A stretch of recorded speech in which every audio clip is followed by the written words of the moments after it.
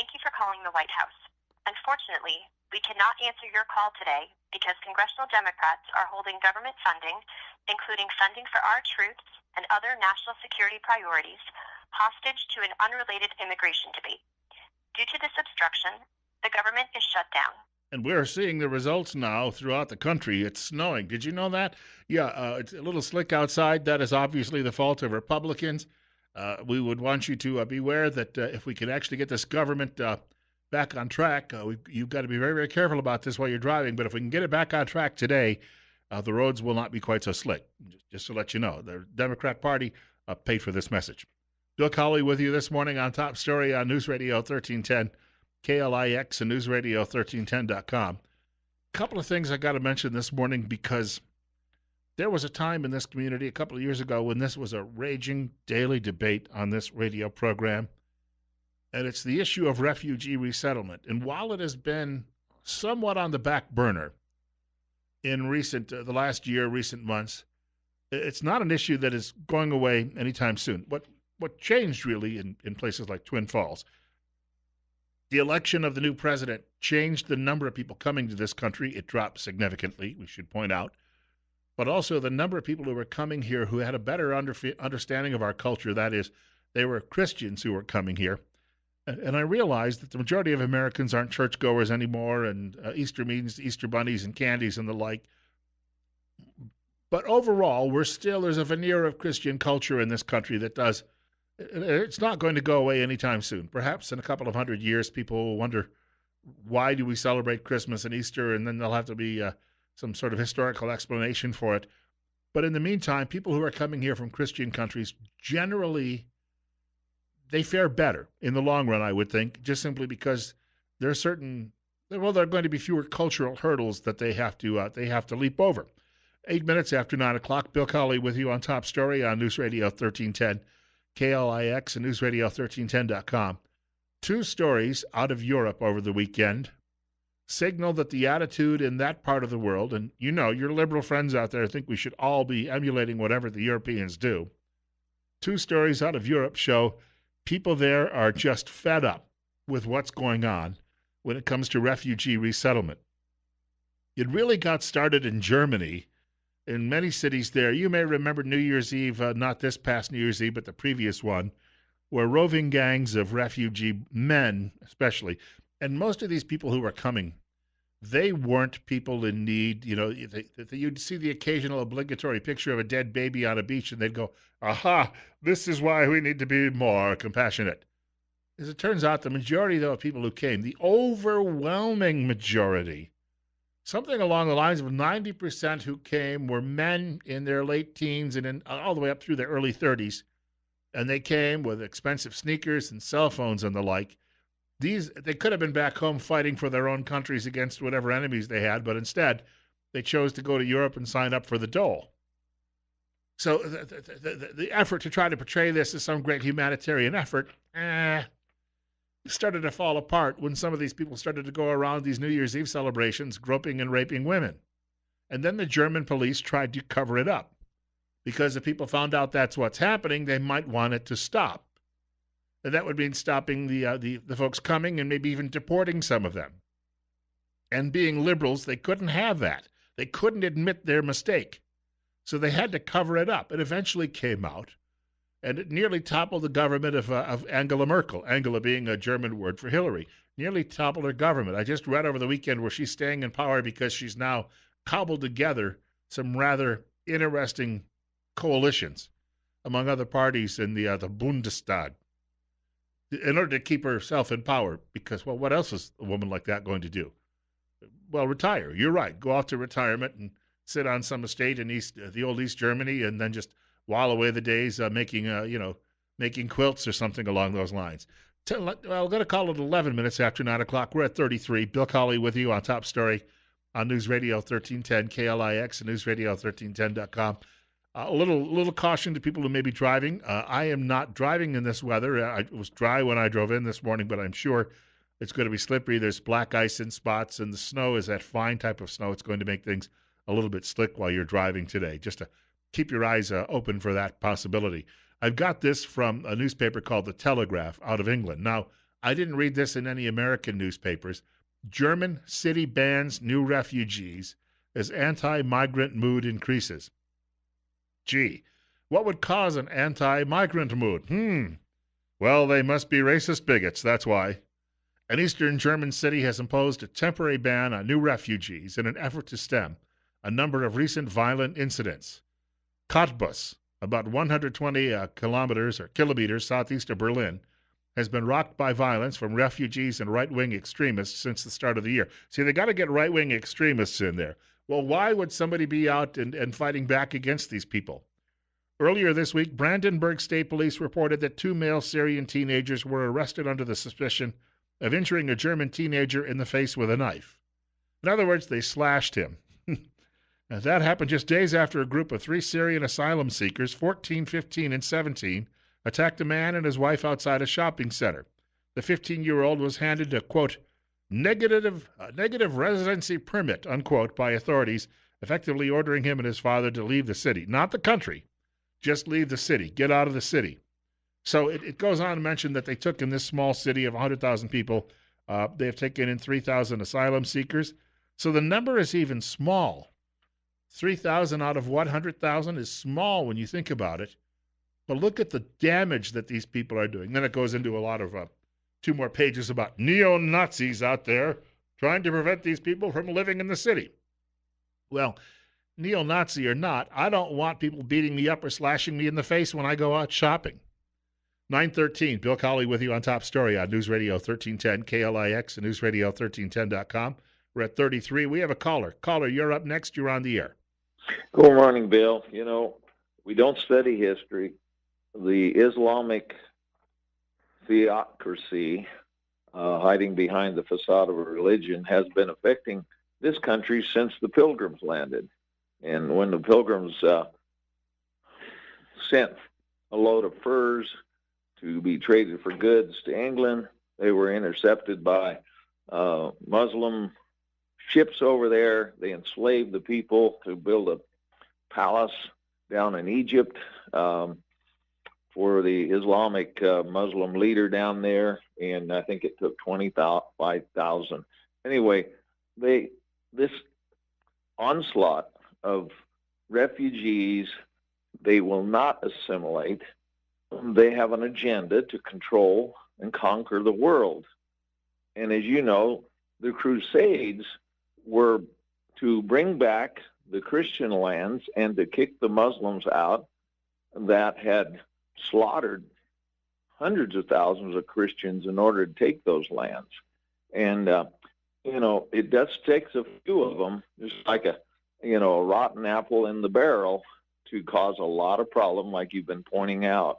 And we just need to realize that these people, when push comes to shove, they're going to, if they read and follow the Quran, they're commanded that if we don't proselytize and become one of them, they're commanded to kill us until we really, and our politicians just are in total denial, and it's Republicans, Democrats alike. They refuse to accept this. We've got to have this interfaith. You cannot mix oil and water, and that's what they're trying to do with Christianity and Judaism and Islam. You cannot mix them together. They'll never mix. Well, thank you for the input. I thought on that, and let me share this with everybody. If you're a liberal and you don't really believe much in God in the first place, but let's say you at least believe there's some sort of almighty power. Your attitude is, though, how you can reach that almighty power is pretty much, well, okay, you go in. I've always said it's akin to going into the grocery store, and I'm a coffee drinker. I have a preference for Maxwell House. I'm not one of these big specialty coffee guys because I drink coffee because it's hot, and number one, it gives me a little bit of a pick-me-up. And generally it was always Maxwell House, but if I go into the store and Folgers is on sale, I might buy Folgers. Or if Chock full of Nuts is on sale, I might buy that. It really depends. Or if I go to Costco, I buy the store brand. For what I drink, pot in the morning. Okay, not quite a pot. But I have some in the morning, and then I go to work, and that's it. And as I say, it's my morning routine. So I'm not really concerned, but liberals tend to believe that religious faith is the same thing as shopping for coffee. You go in and just pick one off the shelf. They're all the same, and tell you what, Islam's on sale this week. We'll go with Islam. They have this belief and this notion. That's how they look at religion. That's why they have so much disrespect for it. That's why they try to force people who have religious faith to bake cakes for their ceremonies that the baker might not necessarily approve of. That's why they have the Little Sisters of the Poor provide information and perhaps even health care so people can go out and kill their little babies in the womb. Because liberals don't understand that this is a serious relationship that you have with the Almighty, your Creator, the Lord. If you're a Christian, you are told, I am the way. That's what Jesus said. And if you're a Christian, most denominations believe that he is God incarnate. And he didn't say, and Buddha's the way, and later on there'll be Muhammad and he's the way. And that never happened. That's not what he said. And it's very difficult. That famous line that was told by Lon Solomon, now the retired pastor of the big McLean Bible Church outside of Washington, D.C., I used to listen to his radio show every Sunday morning when I lived in that part of the country. And he was at his local workout club. I've shared this story before. And he said, most people don't talk to him because they don't want to talk to the pastor. So he's working out on a bicycle, and some guy comes up and says, hey, I need religion in my life. I'd like to go to your church. Tell me about it. He said, well, we don't do religion. What do you mean you don't do religion? We do personal relationships with God. Oh, what's that mean? So they started talking, and in the course of discussion, the guy learned that they don't also open up the Quran and read from it, and they don't open up the Gita and read from that. And the guy got angry and said, well, that's exclusionary. Well, I'm afraid it is. Lefty wouldn't understand why, but I'm afraid it is. And that just, it goes to show you what we're dealing with. They think you can bring just anybody into this country and shoehorn them in here. Dan Hannan, who's a respected conservative member of the European Parliament from England, made a comment that the United States was built by refugees from crap-hole countries. And he says, someone from Norway where things are really nice doesn't really want to go to the USA. Baloney. If you're in Norway and you have an opportunity to come to the USA and do business in Fort Lauderdale where it's a lot warmer than Norway, you're going to do it. Secondly, though, the people he mentions who came to this country from those bad places, they weren't bad people. In fact, a lot of them had skills that we could use here. They were skilled craftsmen and the like. Essentially, also in 1880, the U.S. economy was built on people who were just, standing on an assembly line, proto-assembly lines. They weren't quite like the ones introduced in the 1900s, but we needed a lot of unskilled labor. Things have changed. Things have changed. And again, he has that elitist attitude that is also shared, as our caller pointed out, by people on both sides of the political spectrum. But this won't hurt you. There's more to this. I'll share a little bit more. Sweden is having a similar issue as Germany is having. This headline from the London Times: teens roam streets with rifles as crime swamps Sweden. The most recent attack, some nice neighborhood Muslims threw a bomb at a police station. But hey, well, Muslim lives matter, and those Swedish cops must be bad people. Because we all know that cops are evil people there. So we got to go out and show them who's boss and give them the what for. 20 minutes. I'll tell you more about this story in a few minutes. 20 minutes after 9 o'clock. Bill Colley with you on Top Story on News Radio 1310. KLIX and newsradio1310.com. We're at 35. So I have more details on this story out of Sweden from the London Times. I happened to find this morning. Paragraph 3, it says, attacks on police are increasingly frequent. And then about 5 paragraphs down, it says, Sweden is among the world's safest, richest, and best-run countries, enjoying steady growth and rising employment, but it has been experiencing an unprecedented surge of gang shootings, bombings, and sexual assaults. Now, wouldn't you know that all of these things, the numbers have increased. There's a parallel to all of the new people coming into the country who don't know a lot about Swedish culture. And they're coming from, sub-Saharan Africa, the Middle East, and the like. Well, but Bill, it's not nice to go around throwing bombs at police stations and taking your gangs out and raping people and attacking them. I got it? We don't want it. They don't want it. Why is it you liberals think that this is, well, it's an acceptable level of violence? Really? When the military talks about collateral damage, you think that's wrong.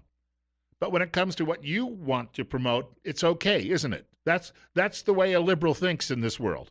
34 right now. Bill Colley with you on Top Story on News Radio 1310. KLIX and newsradio1310.com. We're coming up on 924. Police have admitted they are unable to investigate rape cases immediately because the resources are focused on gang crime. So it's gotten so bad that if your daughter gets raped, the police will say, well, take her to the hospital in a few weeks and get her tested, and we might be around next year to look into this. Oh, well, thank you. I'm so proud that you'll be back someday. The writer goes on to say, this is not funny, but you think about the fact that these are policies created by numbskulls, liberals, and you start to understand that these people, they shouldn't be allowed near any public policy. Here's a quote from one of the police officers involved in investigations. We are forced to choose between two evils. The crime surge is mainly confined to the so-called, quote, areas of social exclusion, unquote. Boy, that sounds like something straight out of Orwell's 1984. Areas of social exclusion. A code for neighborhoods such as Rosengard that are predominantly populated by immigrants. They are not classic ghettos. The infrastructure and services are better than in areas of central London. But these communities are plagued by high crime rates and unemployment. That's because these people don't have any skills. Well, other than bomb making, they can put together an IED really well. They've been doing that the last 15, 20 years. Or hijacking an airplane. Something like that they're good at. In Malmö, that's the third largest city in Sweden, where a fifth of the 340,000 inhabitants are under 18, children as young as 14 roam the streets with Kalashnikov assault rifles and bulletproof vests. This is in Sweden. This is where they have massive gun control going on, and yet, well, geez, he's a Mohammedan, so, golly, we just got to let him get away with it, because if we take his Kalashnikov away, he's going to have a bad attitude, and we wouldn't want that, and he might think that we're being prejudiced. So, the writer says Sweden has pursued a liberal immigration policy for more than a generation. Its government speaks of being a humanitarian superpower for having taken in a large number of asylum seekers. After the migrant crisis of 2015, when more than 160,000 people sought asylum, the policy was abruptly changed. Good heavens, we might not get reelected. Let's change the policy.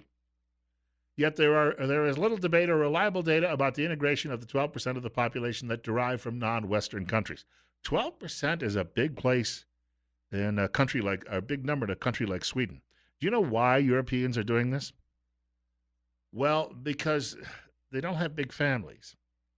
Now, it's not to say that Europeans are abstaining from creationism, creating large families. It's just that, they have a method of birth control that's popular among liberals all over the world.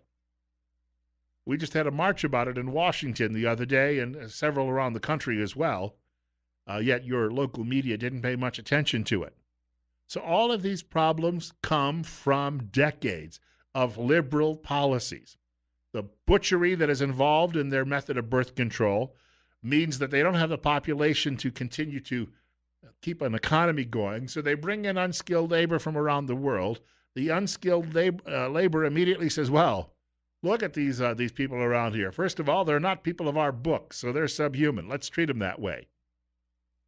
And you get these results. And the liberals, who are afraid of their own shadows, they're now like field mice trying to hide from the big cats, because the big cats are out preying on them. The writer says Markov, a decorated officer, is the Swedish-born son of immigrants from Serbia. Rosengard's new fortified police station was built after his locker room in the old building was peppered with bullets in a drive-by shooting. So they now have a police station that is surrounded by fencing and barbed wire. Does that sound a little bit like a proposal from our president, saying if we want some more protections in our country? So they're putting up walls in Sweden, in their own country, to protect themselves in their own country from foreigners who they've allowed inside. Maybe they need to put the wall up somewhere along the coastline. Wouldn't that make more sense? Anyway, I just wanted to share some of these stories this morning. I know that the refugee tale has not been one we've heard a lot about in Twin Falls in recent months, but you really have to ask yourself, How is it that we feel that we're immune to all of these things? The evidence is coming in from around the world, and there's still this belief, this won't be a problem here. We'll meet them at the airport and give them gift baskets, and they'll know what wonderful people we are. And then we'll give them hundreds and hundreds of dollars. I think that the latest figure I read, a refugee resettling in the United States gets the equivalent after a monthly stipend of about $36,000 a year. Now, I know for a fact that there are a great many people in southern Idaho. 36,000 may not be a lot of money in much of the country, but there are a great many people here.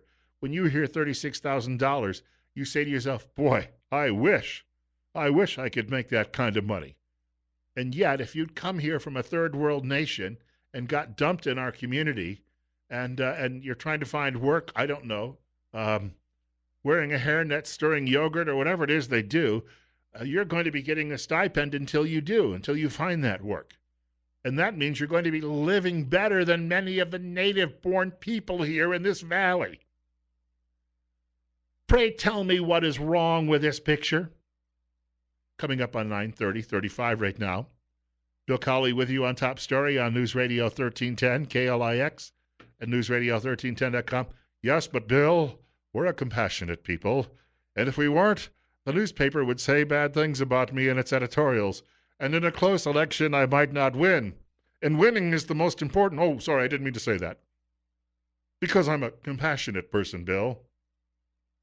I mentioned, I think, just after 8 o'clock this morning, we're going to have some guests with us on Wednesday morning between the 9 and 10 o'clock hour who are joining us.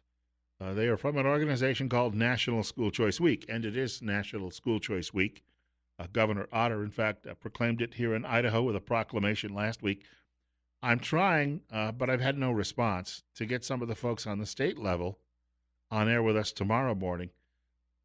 They're doing a series of these presentations in Boise at the Capitol this week.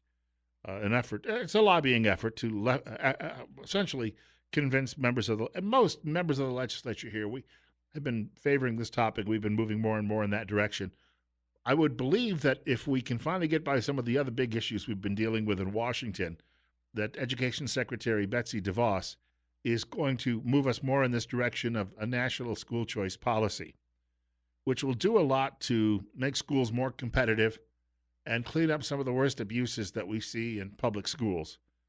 And people will actually be able to make choices. So when your school decides that they're going to bring in somebody who's used to be a boy who became a girl to talk about how normal it is and why everyone else should go out and have the surgery done, and you can, if you can't opt out at your own school, you can pick a different school. That's what you need to. You have to have an ability to do that. Now, a number of people around here already do. This area is replete with all sorts of Christian-based schools, and they're doing wonderful, wonderful work. They're all over this city and all over this valley. However, most people know that you're still paying taxes. You're paying twice for your children's education if you've made a decision to get them an education in a private or a religious school. You're paying twice. What we need is a system based where whatever you pay in, you get back and you make your choice about where you're going to spend that money. And the public schools all scream and yell, oh, you'll put us out of business. Well, not if you become more efficient and your test scores go up. That will not happen, right? People will still use that option in many cases. However, the whole notion that we can't have competition or options without having to go deep into, I've talked to so many people. I had a great friend, Terry Dewar. Terry got out of the Army, I believe, in 1962, 61 or 62, and he went to work for the Postal Service in a postal sorting plant. And he got me a job there for a year once between radio jobs, and let me tell you, it is grueling work. Sometimes I was out of the loading dock unloading trucks, when it's 20, 25 below zero in the dead of winter. And in the summer, the plant was really, really hot, and you're, pushing around 1,400-pound cages of mail, and everyone is taking ibuprofen to try to get rid of the pains and the aches that they get from the work. Terry spent 43 years working the graveyard shift, 43 years, and working what overtime he could because he sent all 4 of his children to a parochial school. He said that was the sacrifice he felt he needed to make. But in order to do that, he stayed on that overnight shift for 43 years to get the shift bonus. And again, worked all the overtime and holidays that he could so that he could do that. And parents used to sacrifice like that. But he was already paying school taxes to government schools, which is why he had to do that in order to have his children get the education he thought they deserved. What we need is that choice available so people don't have to necessarily do those things, because by the time Terry got into his 60s, that poor man could barely walk because they had moved from a building with hardwood floors to concrete floors.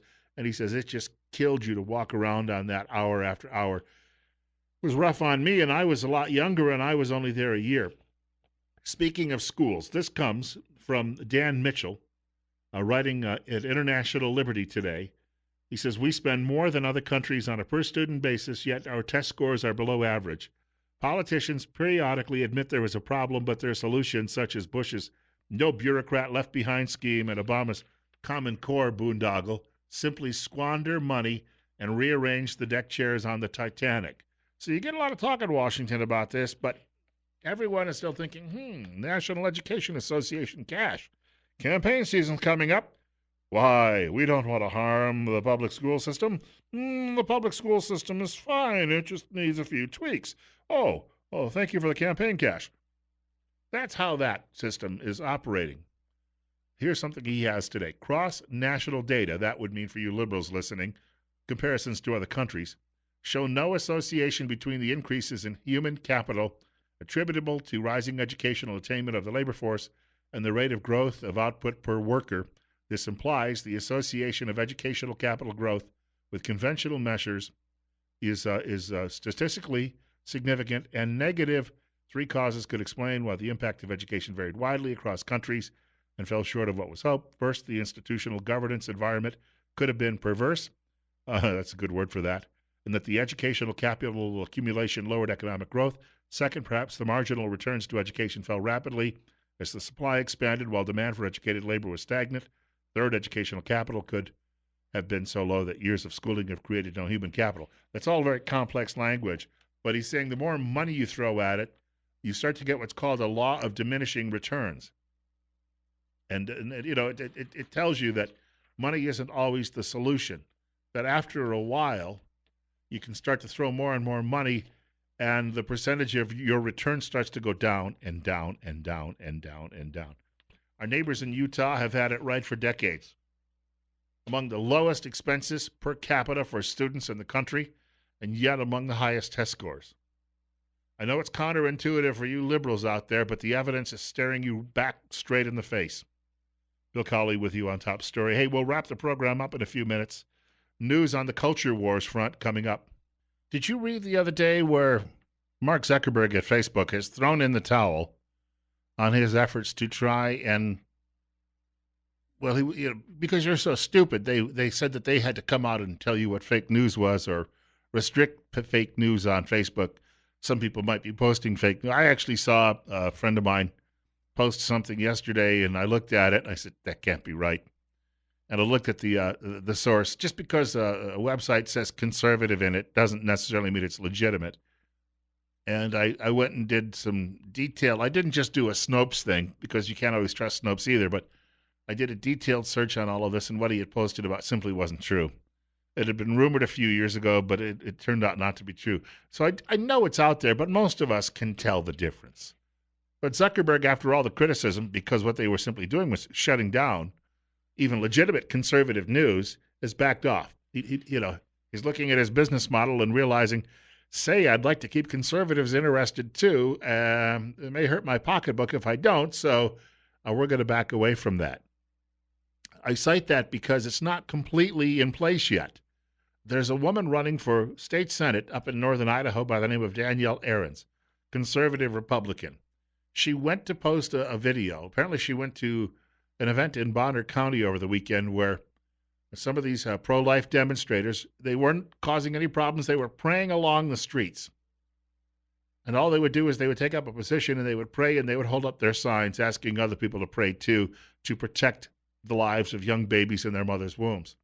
She said they got a couple of rude gestures, one-fingered salutes, but overall, most people driving by honked their horns and waved in appreciation. She went to post the video, on Facebook, and she was not allowed to post it. Now, there must be some sort of algorithm. That's a computer term, obviously, mathematical term, but that if she had put pro-life in the title, immediately says we're not going to post this because we don't want people to see this. Because if people start to understand what this subject is about, they may come around from the liberal position and take another position, and we liberals can't have that. You see, that's how that works. When she shared that this morning, I was stunned that that would happen to only a degree, because I've had a few times where I've come across this. I've come across it on YouTube. I'll do an interview with a politician about a subject that might be a little controversial, but it needs to be aired, and YouTube will strike it down. I've had that happen multiple times.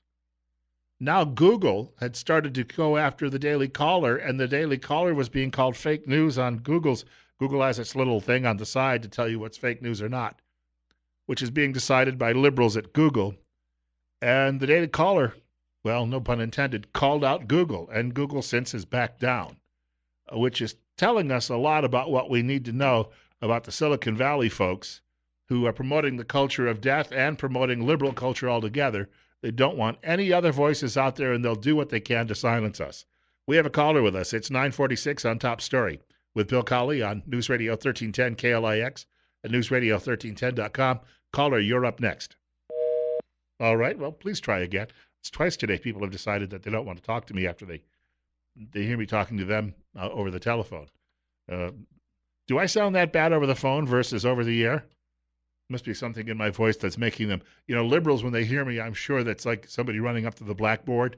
Can I even describe this, and taking their fingernails, and that sound. I used to do that in the 5th grade, and it used to annoy all the girls.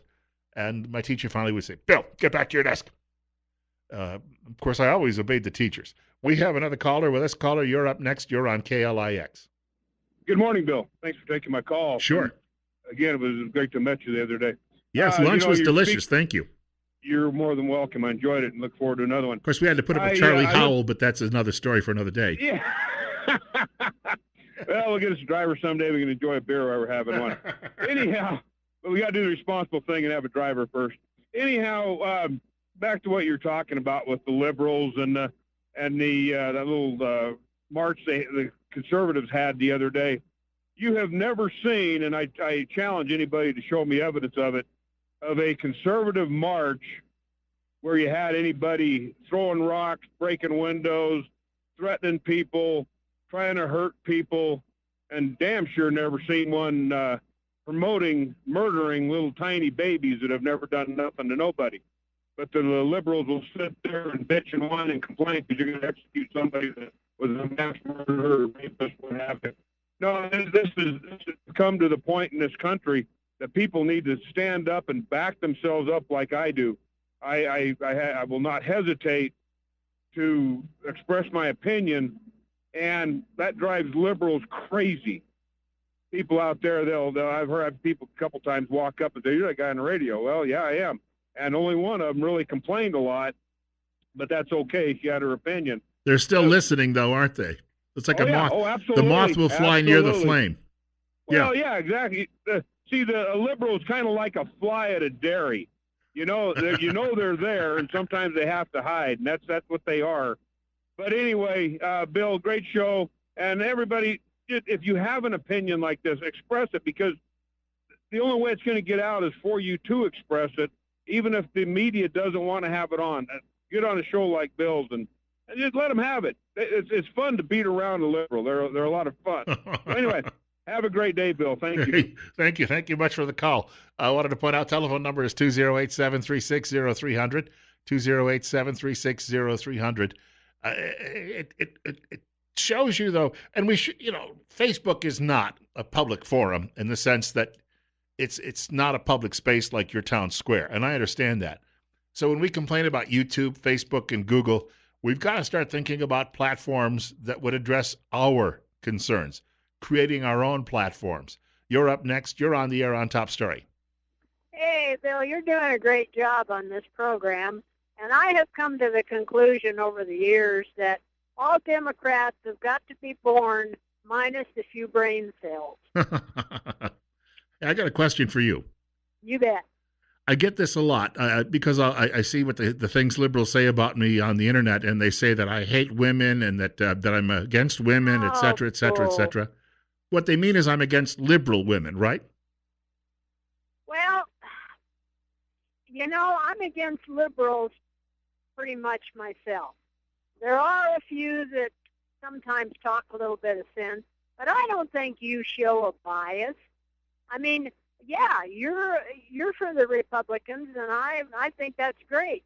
I am too, and we sold part of our ranch here for a cemetery, and my husband told them when they bought it, he says the only stipulation is you don't bury any Democrats on that. Well, you won't find many around here. Here's another thing to keep in mind, though. These women in pink hats who are marching over the weekend, they claim they speak for all women. Do you feel that way? Oh, no, I do not. Well said. I'm just, those stupid hats they wear, honest to God, I'd like to just go in and start knocking them off their heads. Yeah, but then they'd be cold. Yeah. Well, they're kind of frigid already, but that's a... Oh, isn't that the truth? That's just like that Blaine County bunch up there. I live in Lincoln County, and yeah, I don't even like to go to Blaine County. Those people are idiots, and when they drive down through Lincoln County, they drive either like a bat out of hell or they just creep along. Yeah, that's because they're pretty creepy. Yeah, for sure. Well, keep up the good work.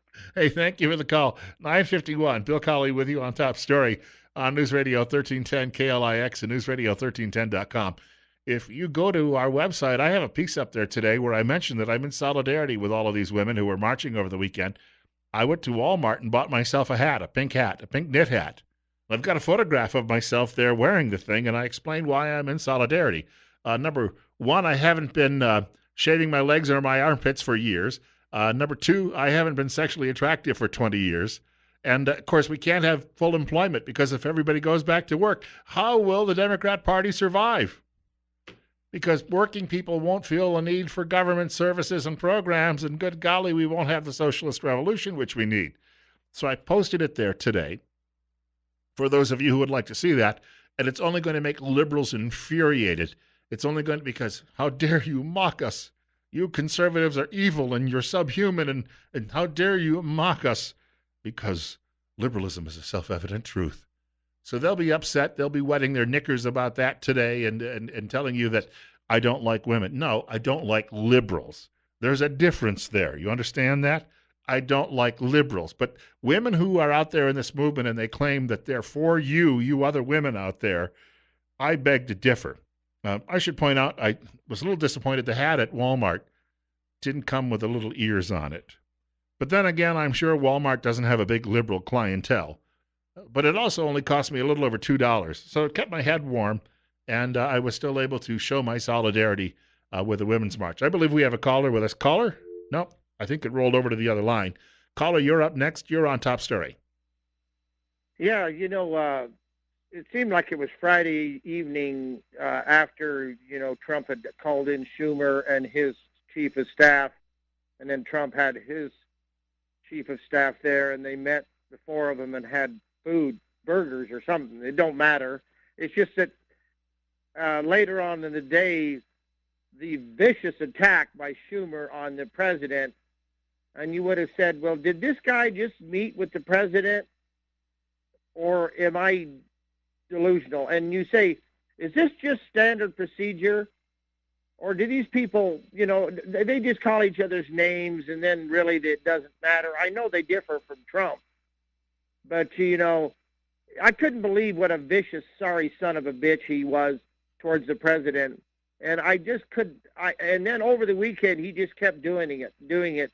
And they were somehow trying to deflect attention from them because he knew it was called the Schumer shutdown.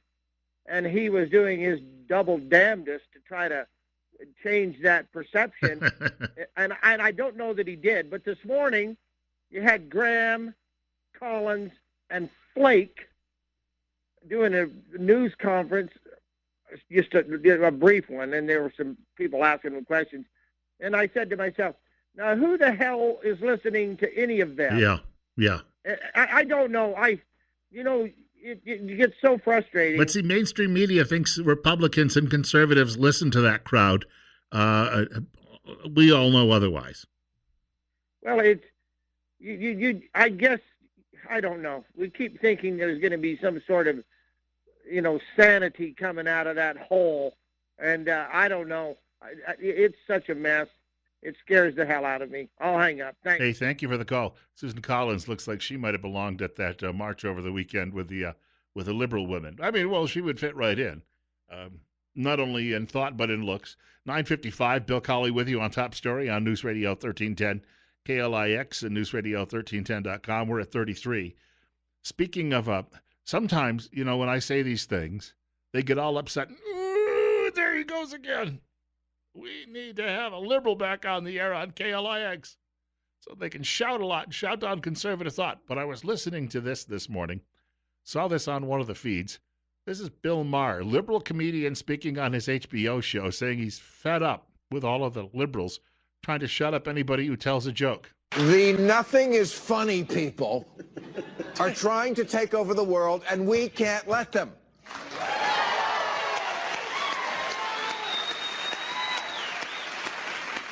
Which is why I recently posted this picture of me pulling an Al Franken on a sleeping Bob Saget. It's a joke about another joke. So I'm just saying here at the beginning of the year, if something like this is too rough for you, don't watch. Yeah, there you go. And you don't have to listen. Just get a life, will you? You're up next. You're on Top Story with Bill Colley. Go ahead. Good morning, Bill. The lady who called in this morning was very brave. I hear your program every day, and I hear mostly men. Why don't you have a program where you invite ladies only to get their comments out there? But wait, nobody would call maybe, huh? Have a good day. The liberals rarely ever call. I've noticed that. Because, well, if they do, they scream and and then they're gone. And they somehow feel that, I showed him, and I won that argument. People all across the valley are saying, well, I didn't understand that fellow at all. Golly gee, I have to now realize that liberalism is a self-evident truth. He must have been deported finally because we don't hear from him anymore. 9:58 is just around the corner. That means we got to wrap up the show just quickly. One of my fellow broadcasters says, funny story, my fiance was going to make the pink hats and take some liberal money. Come to find out, she was going to make some of the hats and sell them to them. Come to find out, it's a money racket. The pattern is $40, then almost the same to buy the official hats. He says, I guess it's branded. In other words, somebody discovered, hey, we can sell a lot of these liberal women these hats for $40. Again, I spent a little over, I think after tax, it was $2.40 at Walmart for one of these hats over the weekend. But, the liberals don't think that they're actually doing anything for anybody who's in business out there, I suppose. We're coming up on 10 o'clock, and that means, of course, news from Fox Network. Also, we'll be joined by Rush Limbaugh in just a few minutes. And I wanted to mention tomorrow morning, Steve Millington will be in studio with us from 8:30 until 9 o'clock. And God willing, and the creek don't rise, they'll allow me to come back between 8 and 10 o'clock in the morning and do this all over again. It's a wonderful thing.